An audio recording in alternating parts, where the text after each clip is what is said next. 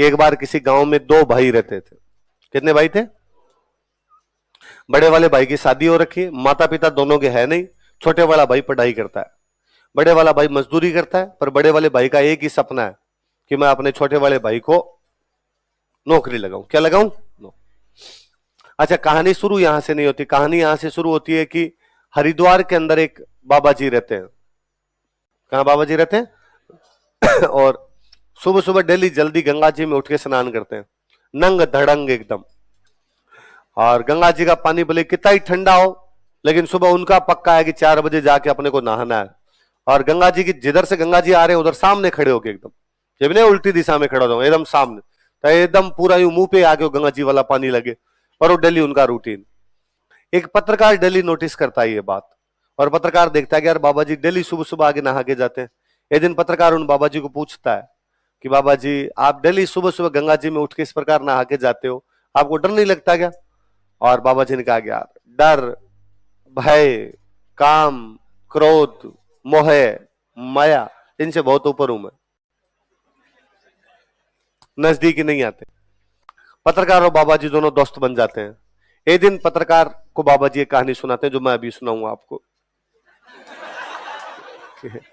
एक गांव में दो भाई है, बड़ा भाई शादीशुदा है, मजदूरी करता है, छोटे वाला भाई क्या करता है? अपनी पढ़ाई, माता पिता है नहीं, और बड़े भाई का एक ही सपना है कि छोटे भाई को सरकारी नौकरी लगा दूं। अकाल पड़े तो बड़े वाले भाई के पास मजदूरी बची नहीं, खेतों में कुछ होता नहीं, खेतों में तो मजदूरी करेगा कहां पे, तो कर्जा हो गया सिर पे, कर्जा हो गया तो कर्जा मांगने वाले आने लग गए। तो एक दिन बड़े भाई ने अपनी पत्नी को कहा कि देख, कर्जा ऐसे तो चुका नहीं पाएंगे, और मेरे को कमाने के लिए कहीं बाहर जाना पड़ेगा, तो मैं कमाने के लिए बाहर जा रहा हूँ, तेरे से कर्जा मांगने वाले आए तो तू कह देना भाई वो तो यहाँ पे है नहीं, मैं एक पैसे कमा के वापस आऊंगा, अपना पूरा कर्जा चुका दूंगा, और मैं महीने टू महीने तुम्हें हर महीने घर का खर्चा बेचता रहूंगा। बस तू एक बात का ध्यान रखना, छोटे वाले भाई की पढ़ाई नहीं छूटनी चाहिए, छोटे वाले भाई की पढ़ाई कंप्लीट करवानी है अपने। तो कहा ठीक। वो रात को उठ के चला गया। अब वो देवर भाभी दो रह गए घर पे। वो दूसरे दिन कर्जा मांगने के लिए आए तो उसने कहा बेचारी ने, भाई वो तो घर पे है नहीं, कर्जे वाला वापस चला गया। उस बड़े वाले भाई ने 2-3 महीने तो टाइम टू टाइम रुपए भेजे, 2-3 महीनों बाद रुपए आने बंद हुए, वो तो ठीक, उसकी सूचना भी आनी बंद हो गई। अब वो भाभी के पास जब तक पैसे पड़े थे, बेचारी ने उसको पढ़ाया, अब वो पैसे खत्म हो गए तो क्या करे, तो कोई गहने गांठे जो थे वो बेच के पढ़ाया, अब भी रुपए खत्म हो गए तो क्या करे, उसको लगा आ जाएगा, पर वो बंदा आया नहीं, समाचार आने बंद हो गए।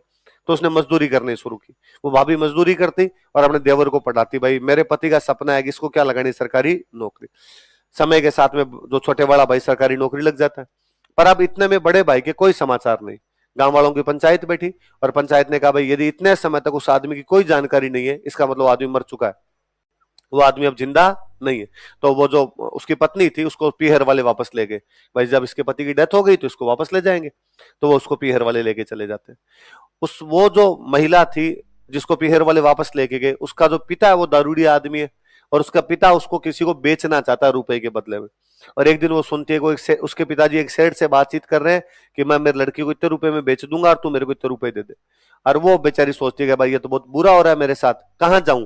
वो वापस भाग के अपने देवर के पास आती है और उस देवर को आगे कहती है भाई मेरे साथ ये समस्या है, मेरे पिताजी मुझे बेच रहे हैं। तो देवर ने कहा भाई अब इसमें मैं क्या कर सकता हूँ, पंचायत का निर्णय था कि चूंकि मेरे बड़े भैया की डेथ हो गई तो आपको पीहर वाले लेके जाएंगे, अब जो पीहर वाले डिसीजन ले वो सही है। तो उसने कहा कि गांव में ये भी होता है कि यदि पति की डेथ हो जाए तो देवर के साथ भाभी की शादी हो जाती है, नाते होते हैं गांव में, तो नाता तो तू मेरे साथ शादी कर ले ताकि कम से कम मैं उस दारूड़ी आदमी से बचूं। भगवान जाने कहां बेच के आएंगे, तो मैं उस जिंदगी से, जिल्लत भरी जिंदगी से तो बच जाऊंगी। देवर ने कहा कि बात आपकी सही है कि नाता प्रथा होती है, देवर भाभी आपस में शादी कर लेते हैं, पर आप तो मेरे लिए हमेशा मां समान रहे, आपने मुझे पाल पोस के बड़ा किया है, तो मैं ये तो कैसे कर सकता हूं। उसने वापस समझाया कि देख बाकी सब 100 बातें अलग है, पर मेरी जिंदगी अभी पड़ी है, मेरी जिंदगी यूं किसी की नौकरानी बन के निकलेगी, इससे अच्छा तो ये कर लिया जाए। गांव वालों की पंचायत एक बार फिर बैठी, गांव वालों को पूरी बात पता चली, उन्होंने उन देवर भाभी की शादी करवा दी, उनके समय के साथ बच्चे हो गए। एक दिन बड़े वाला भाई वापस लौटा बहुत सारे पैसे के साथ में, भयंकर भयंकर धन लेके आया, वो भयंकर ही पैसे वाला हो रखा हो, धन लेके आया। पर उसने आते देखा कि उसके पत्नी ने और उसके भाई ने तो आपस में क्या कर ली, शादी। और उसने अपनी पत्नी को कहा भाई जब मैं तुम्हें कह के गया था कि मैं वापस आऊंगा तो तुम ये डिसीजन कैसे ले सकती हो। पत्नी ने खूब सारी बातें समझाई कि भाई मेरा डिसीजन नहीं था और तुम आए नहीं, तुम आए नहीं, हमने कई साल वेट किया, तेरे भाई को मैंने पढ़ा लिखा के नौकरी लगाया, तब तक मैं वेट कर ही रही थी। मुझे मेरे पिताजी वापस ले गए, वैसे ऐसे बेच रहे थे। ये गांव वालों का डिसीजन था कि हमें शादी कर लेनी चाहिए। इसमें मैं क्या करती, इसमें मेरे हाथ में क्या था। और पर वो बड़ा वाला वो जो पति है वो अपनी पत्नी को खूब यूं डायलॉग सुनाता है। तो पत्नी बेचारी यूं बैठी बैठी सोचती है, भाई हूं गोरी किण पीवरी, हूं गोरी कि मैं अब किसकी हूं, मुझे किसकी पत्नी मानी जाए। भाई मैंने पहले एक आदमी के साथ शादी की थी, वो आदमी है। अब जो दूसरे के साथ शादी की थी, अब दूसरे वाला आ गया, अब मुझे किसकी पत्नी माना जाएगा। तो इसका नाम क्या है, समझ में ऐसा नाम क्यों।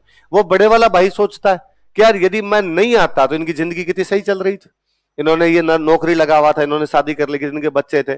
अब इनकी जिंदगी में जो भी भूचाल आएगा मेरी वजह से है कि भाई अब कोई भी डिसीजन नहीं ले पा रहा है। छोटे वाला भाई सोच रहा है मैंने गलती कर दी, वो पत्नी सोच रही है मैंने गलती कर दी। तब बड़े वाले भाई को लगता है गलती मेरे से भी है और मुझे आना ही नहीं चाहिए था। तो वो रात को वो जितना भी धन लेके आया था वो छोड़ देता है और चुपचाप यहां से चला जाता है। ये बाबा जी उस पत्रकार को कहानी सुना के चले जाते हैं। पत्रकार बैठा बैठा सोचता है कि वो बड़ा भाई बाबा जी तो नहीं है।